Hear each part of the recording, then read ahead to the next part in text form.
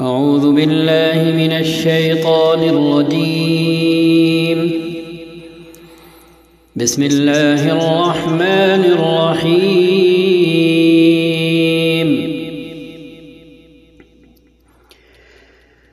يا أيها النبي إذا طلقتم النساء فطلقوهن لعدتهن وأحصوا العدة واتقوا الله ربكم لا تخرجوهن من بيوتهن ولا يخرجن إلا أن يأتين بفاحشة مبينة وتلك حدود الله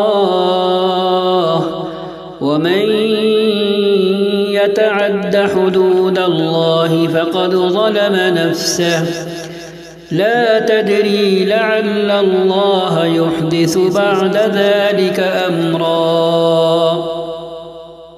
اے نبی، جب تم لوگ عورتوں کو طلاق دو تو انہیں ان کی عدت کے لیے طلاق دیا کرو اور عدت کے زمانے کا ٹھیک ٹھیک شمار کرو، ٹھیک ٹھیک حساب رکھو اور اللہ سے ڈرو جو تمہارا رب ہے. زمانۂ عدت میں نہ تم انہیں ان کے گھروں سے نکالو اور نہ وہ خود نکلیں الا یہ کہ وہ کسی صریح کھلی برائی کی مرتکب ہوں. یہ اللہ کی مقرر کردہ حدیں ہیں اور جو کوئی اللہ کی حدوں سے تجاوز کرے گا وہ اپنے اوپر خود ظلم کرے گا. تم نہیں جانتے، شاید اس کے بعد اللہ موافقت کی کوئی صورت پیدا کر دے.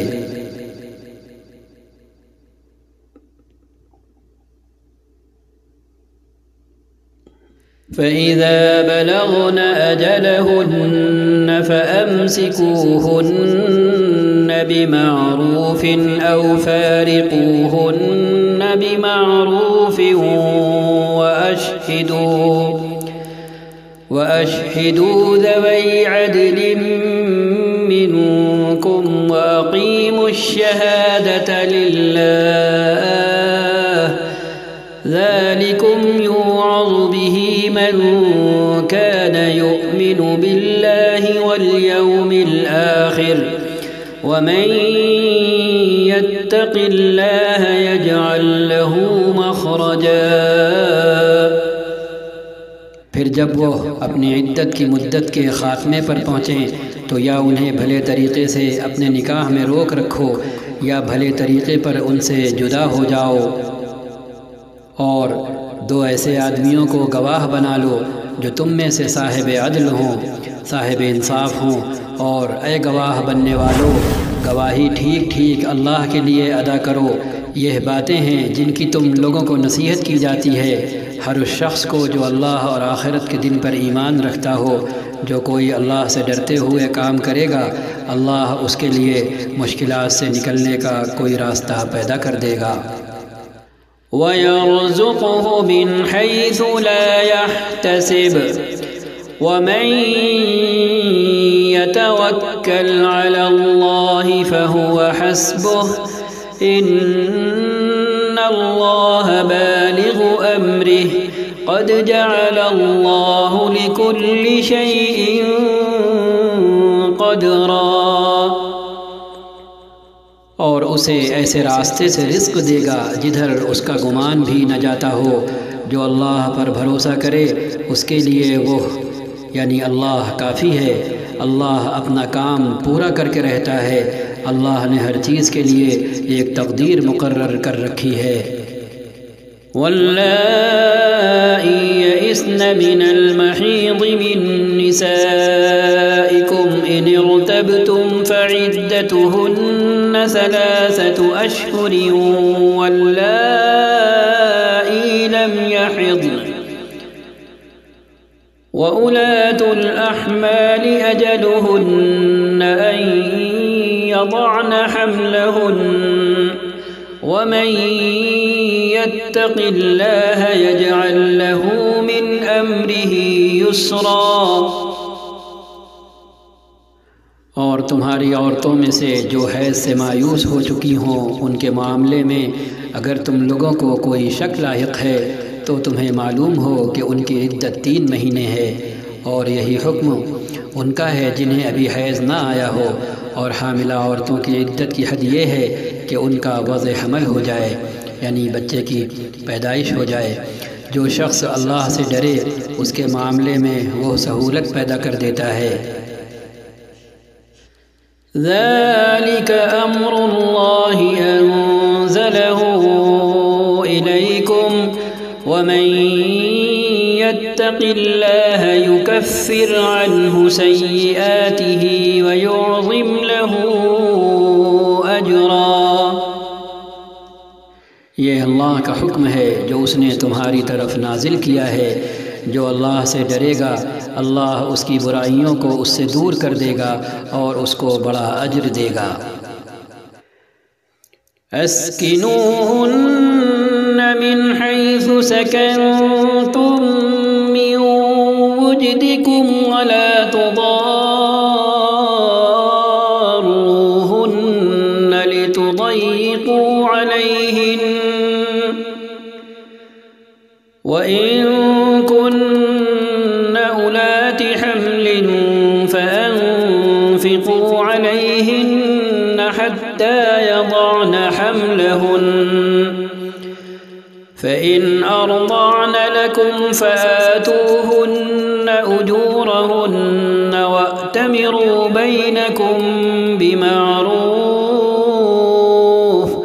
وَإِن تعاسرتم فسترضع له أخرى۔ ان کو زمانۂ عدت میں اسی جگہ رکھو جہاں تم رہتے ہو، جیسی کچھ بھی جگہ تمہیں میسر ہو، اور انہیں تنگ کرنے کے لیے ان کو نہ ستاؤ، اور اگر وہ حاملہ ہوں تو ان پر اس وقت تک خرچ کرتے رہو جب تک ان کا وضع حمل نہ ہو جائے۔ پھر اگر وہ تمہارے لیے بچے کو دودھ پلائیں تو ان کی اجرت انہیں دو، اور بھلے طریقے سے اجرت کا معاملہ باہمی گفت و شنید سے طے کر لو، لیکن اگر تم نے اجرت طے کرنے میں ایک دوسرے کو تنگ کیا تو بچے کو کوئی اور عورت دودھ پلا لے گی۔ لِيُنفِقْ ذُو سَعَةٍ مِّن سَعَتِهِ وَمَن قُدِرَ عَلَيْهِ رِزْقُهُ فَلْيُنفِقْ مِمَّا آتَاهُ اللَّهُ لَا يُكَلِّفُ اللَّهُ نَفْسًا إِلَّا مَا آتَاهَا سَيَجْعَلُ اللَّهُ بَعْدَ عُسْرٍ يُسْرًا۔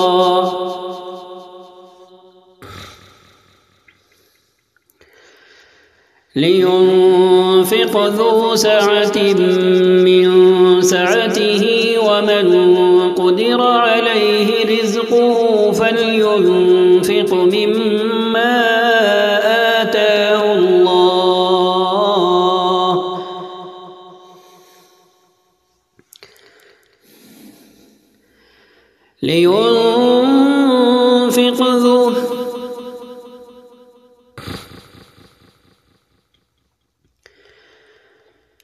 لِيُنفِقْ ذُو سَعَةٍ مِّن سَعَتِهِ وَمَن قُدِرَ عَلَيْهِ رِزْقُهُ فَلْيُنفِقْ مِمَّا آتَاهُ اللَّهُ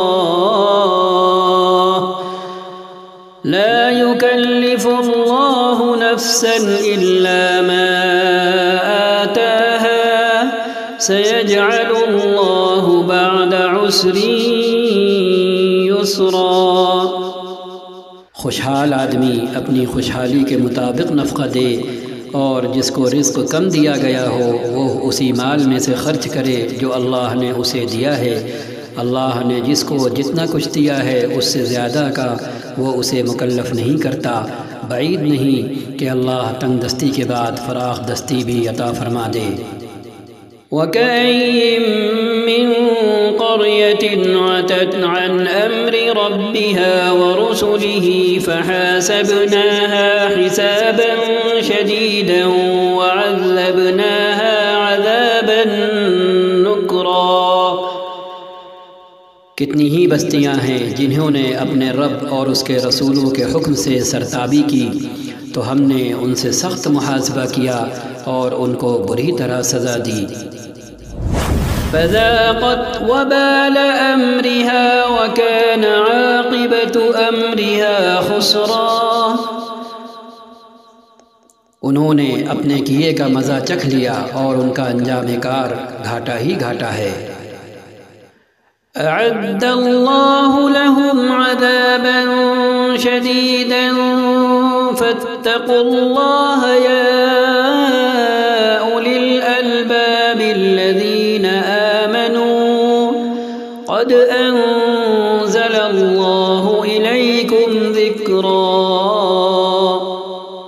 اللہ نے آخرت میں ان کے لیے سخت عذاب مہیا کر رکھا ہے، بس اللہ سے ڈرو اے صاحب عقل لوگو جو ایمان لائے ہو، اللہ نے تمہاری طرف ایک نصیحت نازل کر دی ہے۔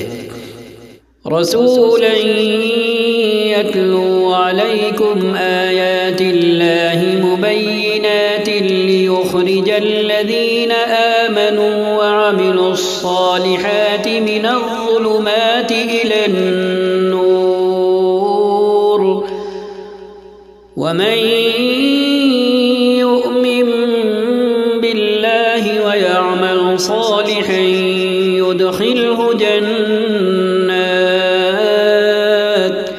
يدخله جنات تجري من تحتها الأنهار خالدين فيها أبدا قد أحسن الله له رزقا۔ ایک ایسا رسول جو تم کو اللہ کی صاف صاف ہدایت دینے والی آیات سناتا ہے تاکہ ایمان لانے والوں اور نیک عمل کرنے والوں کو تاریکیوں سے نکال کر روشنی میں لے آئے۔ جو کوئی اللہ پر ایمان لائے اور نیک عمل کرے، اللہ اسے ایسی جنتوں میں داخل کرے گا جن کے نیچے نہریں بہتی ہوں گی، یہ لوگ ان میں ہمیشہ رہیں گے۔ اللہ نے ایسے شخص کے لیے بہترین رزق رکھا ہے۔ اللہ الذي خلق سبع سماوات ومن الأرض مثلهن يتنزل الأمر بينهن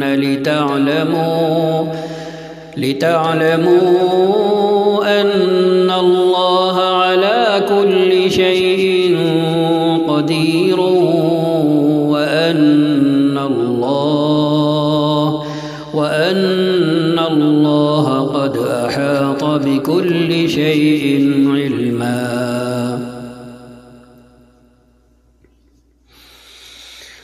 الله الذي خلق سبع سماوات ومن الأرض مثلهن يتنزل الأمر بينهن لتعلموا أن الله على كل شيء قدير وأن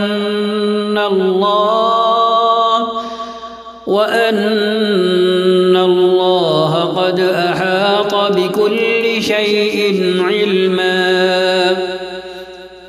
اللہ وہ ہے جس نے 7 آسمان بنائے اور زمین کی قسم سے بھی انہی کے مانند ان کے درمیان حکم نازل ہوتا رہتا ہے۔